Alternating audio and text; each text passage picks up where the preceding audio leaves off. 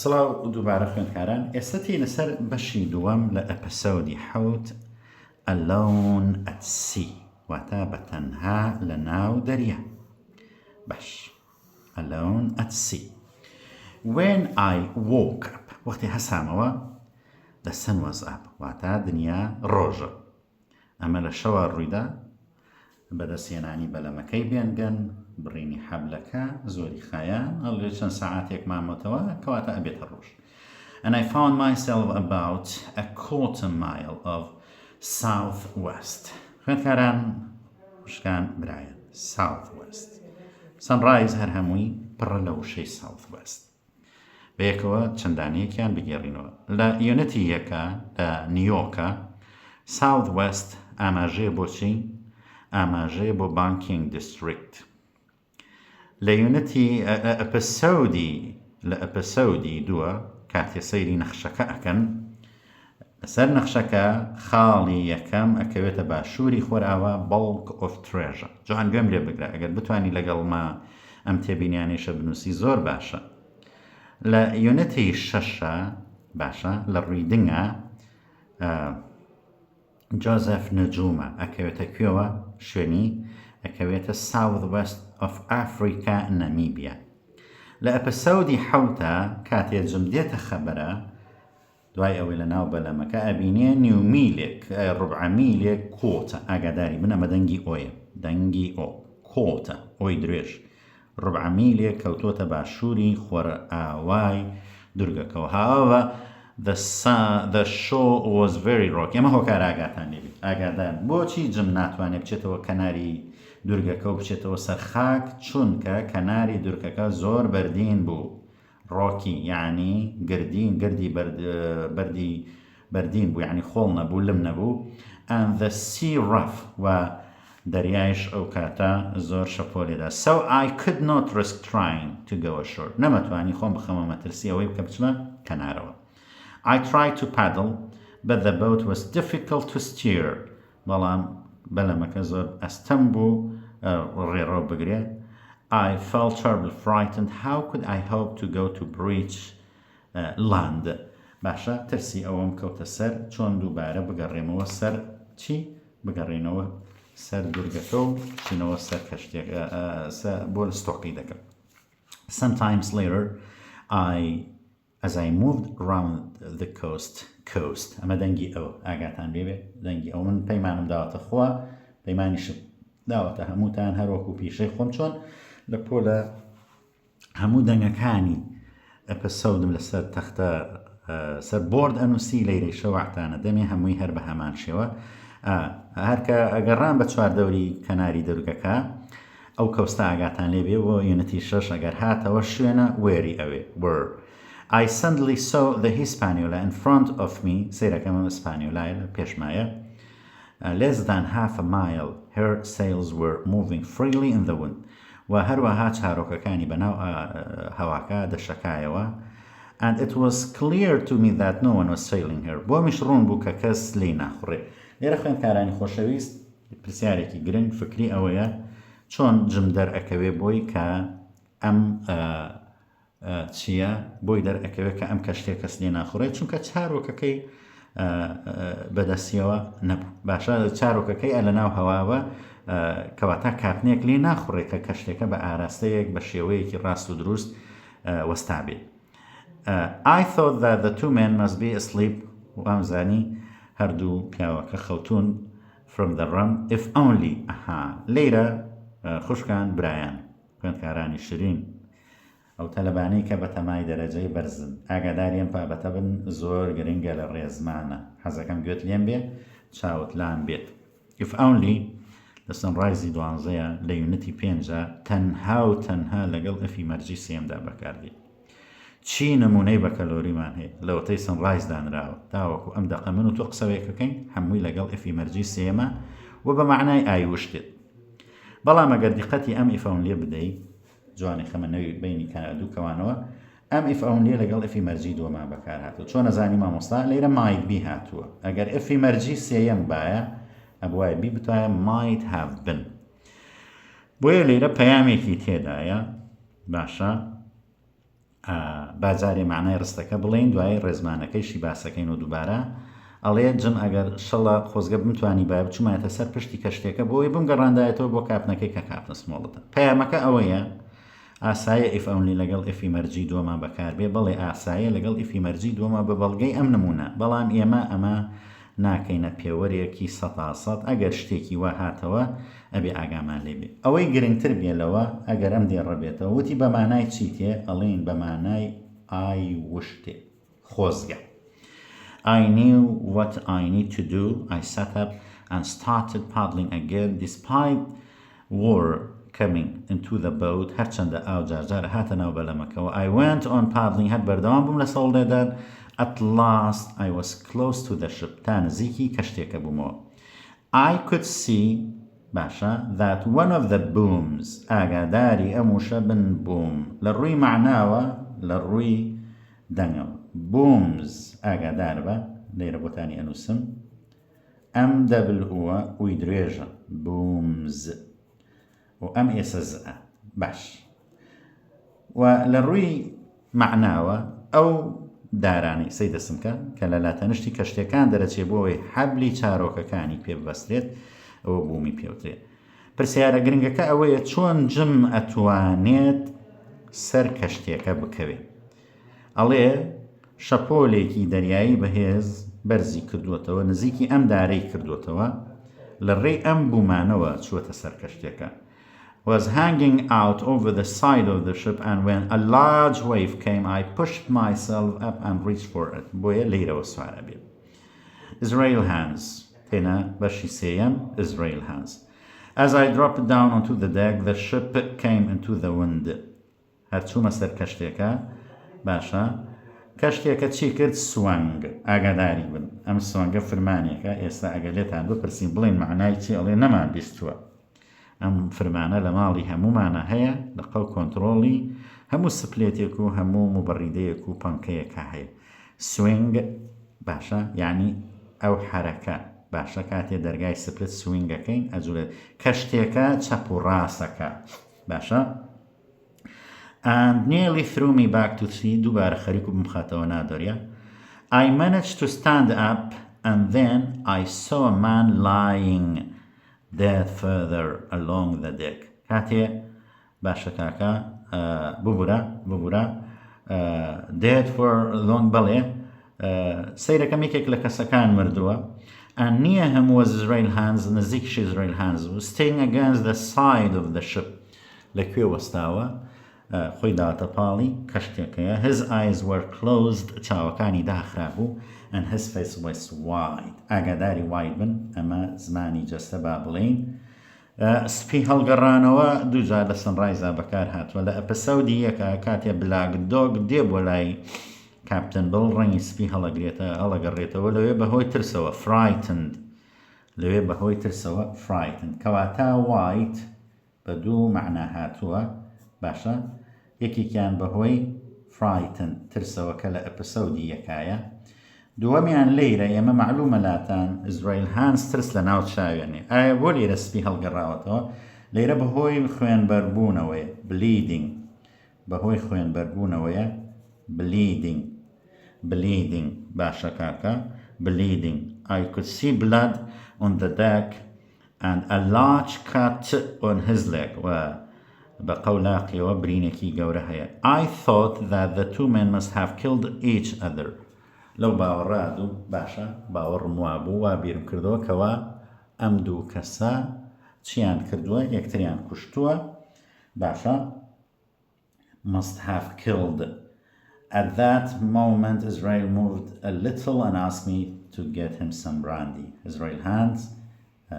جوولەیەکی کردو داوای هەنێ شەرابی کرد خوێندکارانی شرین شەراب لە سنڕایزە بەدوونەوە هاتووە تا لەسەر زەوین با بڵین تا لە ئەدمیرال بنبەوین تاوەکو لە برستڵین ڕەم بەکار هاتووە بەڵام کە تینە سەر دەریا جۆری شەرابەکە جیاوازە هەڵگرتنی جیاوازە ناوی جیاوا نازانی پێوترێ براندی I quickly went down to the cabin It looked terrible یەکسەر چوون بە ناو کابنەکە بۆ ئەوەی شەرابی بۆ بێنم سیرەکەم شپرز and covered in empty bottles و پڕە لە چی؟ باتڵ ئەمە ئۆیە هۆی کورتە و پڕە لە چی bottles لە ئەمە زە بگورن لە بوتڵی خالی. But I managed to find a little brandy هەنێ شەرابم بۆ ئەو هێنا as well as some biscuits چیم بخۆم هێنا هەنێ بسکێت cheese هەنێ پەنیر raisins هەنێ مێوژ raisins هەردووکی زە. خوێندکاران بۆ خۆشیم قساکەم جناڵی چۆ بۆ سوپەرمارکێت بسکێت و پەنیر و مێوژی بە خۆی هێناوە شەرابیشی بۆ ئەو. After drinking the brandy Israel was stronger and asked me to where I had come from. هەر کە تۆزێ شەرابی خواردەوە هێز هاتە بەر لاشەی وتی لەکوێوە هاتوویت. یەکێک لە پێکەناویترینی دێڕەکانی ئەم چیرۆکە بەڕێی من ئەمەتانێ جوان گوێ لێ بگرن ئەڵێ I've come to take the ship هاتوومەم کەشتێ و لێ ببەم جمعەڵێ Please think of me as your captain تکایە وەک کاپتنی خۆت سەیرم بکەم. ئیزرایل هانز وەکو معلومە لای هەمووتان کەسێکی دڕندا کەسێکی دڵڕەق قایم باشە بە زیندی و بەهێزی کەس نەیەتوانی سەی ناوچاوی بکە. ئێستا لەیرە جم هاتووە بەرامبەری گردوڵێ وەکو کاپتنی خۆت سەیرم کە looked at me but said nothing سەیرێکی کردم بەڵام هیچی نەوت. Then I pulled down the Paris black flag of Paris کەمە پێوترێکی Jolly Roger یەکسەر ئاڵای چەتەکانم داگرت Jolly Roger خوێنمان لە ئەپیسۆدی پێشوو باشە Jolly Roger and threw it into the sea. I did not trust Israel Hands but I knew that I could trust him in one point. وەکو سیقەم بە ئیزرایل هانز نییە بەڵام لە یەک خاڵە باوەڕم پێ هەیە we both ئەم قسە زۆر گرنگە هەردووکمان ئەمانەوێت to beach the ship somewhere safe هەردووکمان ئەمانەوێت کە شتێکە لە شوێنێکە بە سەلامەت هەڵبگرین. ئەگەر ئەم دێڕی خەتم داوەتە ژێریە تەلەبەیەکی ئازبەرزی ئینشاءڵڵا لەوانەی هەست بە شتێکیەکەی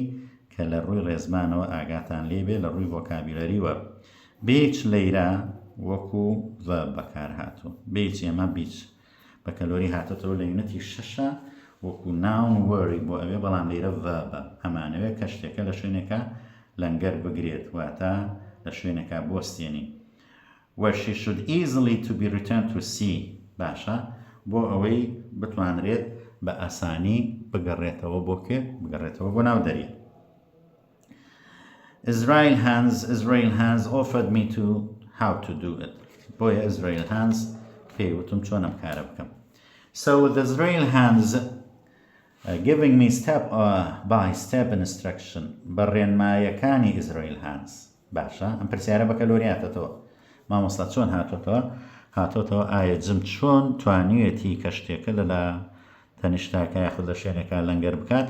بە چی بە هەنگاوەکانی و بە ڕێنمایەکانی Israel Hands. We brought the ship slowly into North Inlet. ئەم North Inletە خوێندکارانی شیرین ئیترە بێتە ترێندێک لە چیرۆکەکەیە ئەو شوێنەیە کە کەشتێکە لێ هەڵگیراوە دیسێجارێ دووبارە بێتەوە لە ئەپیسۆدی هەشتیشە. Then he cried, "Now, my boy," and I turned the ship quickly and she started to move towards the shore. While waiting for the ship to beach, I turned face hands. باش. هەرکە کەشتێکە وەستا چاویان بەریەکە کەوێ. باشە ئەم چاو بەریەکەوتنە ئاگادار بوونەوەیەک و وەکو بە ئاگادێنەوە when our eyes met we both cried. ئاگادار بن خوێندکاران هەردووکیان هاوارەکەن دوو هاوارەکرێ لێرە ئاگادارتان بن. My cry جمەڵی هاواری من was of fear لە ترسە بۆ ئەترسێ because he was now standing and had a knife in his hand. وەستاوە و هەروەها چیەک و هەروەها چەقۆیەک بەدەستێت. His cry was a cry of attack. هاواری ئەو هاواری چی بوو attack ئەوە شوەیە و ئەمە باشە ئای کورتە هێرشکردن بوو. He came towards me but I ran into the side pulling one of my pistols out of my pack my belt as I moved. یەکێک لە دەمانچەکانم دەرکرد باشە کاکە as I moved کاتێ جوولەم کرد لە کاتی جوولانمەوە. At that moment the ship ran into the shore and with a huge and sudden movement کەشتێکا کەوێتە کنارەوە بۆیە جوڵەیەکی بەهێز باشە بۆ دەنگێکی بەهێزی لێوە دێدا بڵێ fell over to one side ئەکەوێتە چی؟ ئەکەوێتە لاتەنشتی ئەکەوێتە کەشێکا ئەکەوێتە لاتەنشتەوە. We both fell down onto the deck but I jumped up again and started to climb the nearest mast. جەماعەت ئەم ماستە ئاگاتان لێبێ ماست چییە؟ ماست ئەگەر لە وێنەکانە دەربکەوێ نیمانە کەشتی ئەو ئەمە بۆ نمونە ئەمە کەشتێکەیە ئەمەی کە ئەم دارە بەهێزە ئەم ئاسنە بەهێزە بزانە چییە کە ئاڵای پێوە ئەکرێ ماستە ئەمە ماستی پێوتری ئەمە ماستە یاخود ئەوەی کە چارۆکەکانی پێوە ئەبەسرێت هەر ماستی پێوتری جم ئەڵێ سەرکەوتم ئەبانەمە دارێکی بەهێزە ئەمە جمە سەر ئەکەوێ ماست پێشتری شوتمانەمە دەنگی ئای درێژە ئاگاتان لێبێت دەنگی ئای درێژە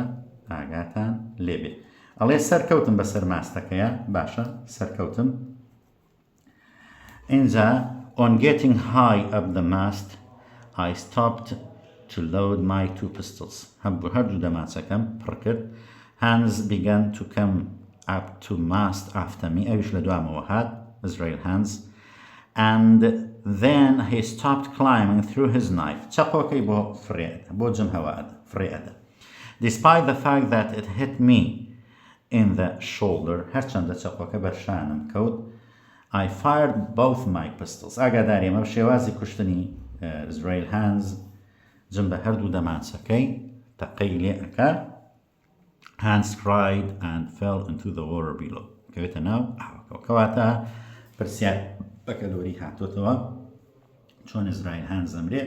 ئیزرایل هانز جم ئەیکوژێ چۆن ئەیکوژێ بە هەردوو دەمانچەکەی تەقەی لێ ئەکا After a few moments of fear I saw that the knife had not hurt me much. تێنە بەشی ئەخیر ببوورە pieces of 8 واتە چی the parrot واتە بەبەغاکە کە ناوی کاپتن فلنتە باشە After a few moments of fear I saw that the knife had not hurt me much زۆر ئازاری نەداوم and I climbed slowly down Hands was dead in the water I got rid of the other body by lifting it over the side of the ship باشە